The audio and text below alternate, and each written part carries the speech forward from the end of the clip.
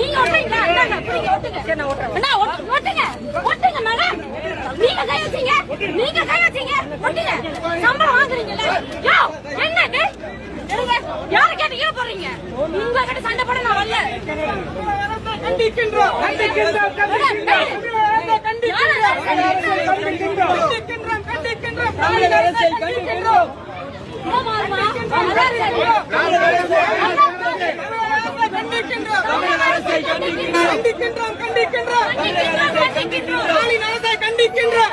தமிழ்நாடு எங்கள் உரிமை. ஒட்டிடு ஒட்டிடு